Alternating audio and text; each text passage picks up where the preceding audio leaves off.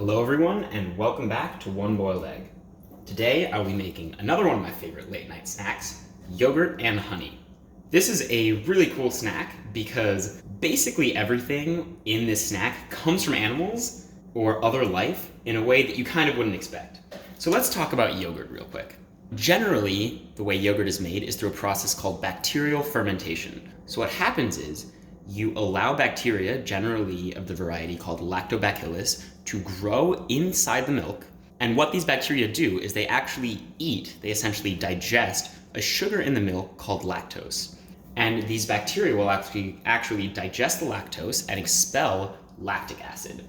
When they do this, not only does the milk gain a sort of tart, sour flavor that's distinctive of yogurt, it also causes the pH of the milk to drop. It becomes more acidic.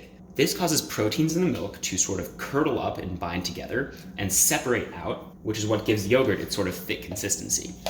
What remains is this watery liquid called whey, and this is often left inside the yogurt. You can stir it back in, you'll get a sort of thinner product.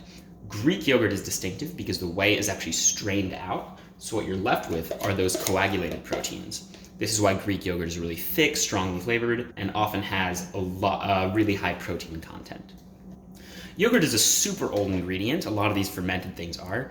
I believe it originated around 5000 BC. That's like a pretty natural thing because if I'm living in 5000 BC and I have a bunch of milk and I accidentally leave it sitting out, 2 days later it's hard and gross. If I'm pretty brave, maybe I eat it. I'm like, hey, that's delicious, and now I've made yogurt.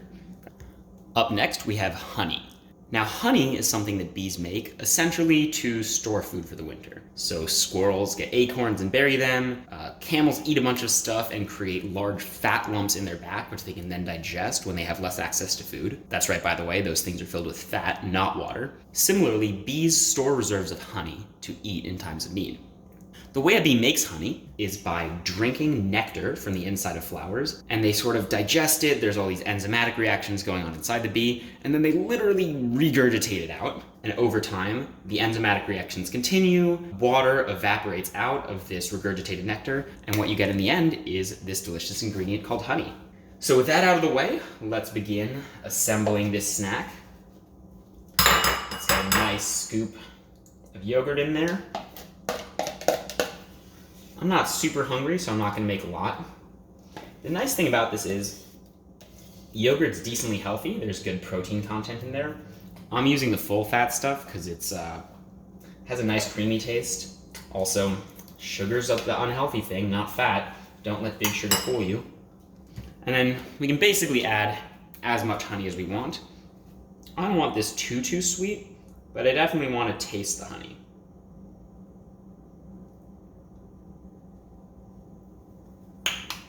All right, so here's what it looks like right now. And so most of you guys are gonna want to avert your eyes for this next part.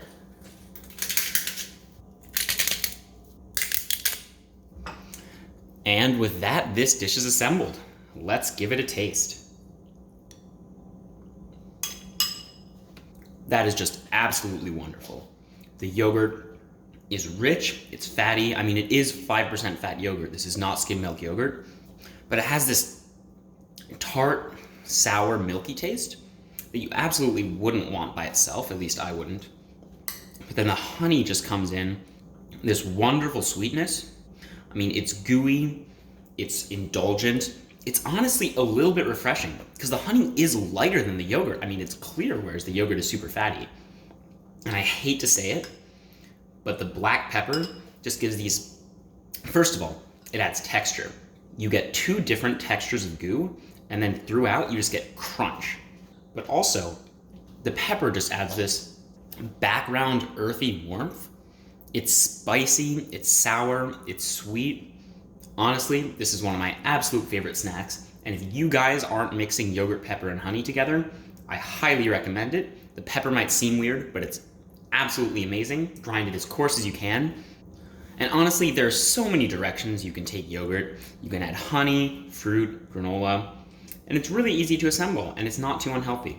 In fact, I think during the next episode, I'll make a different and sort of more complex yogurt dish. So thanks so much for watching, guys, and I'll see you in the next episode.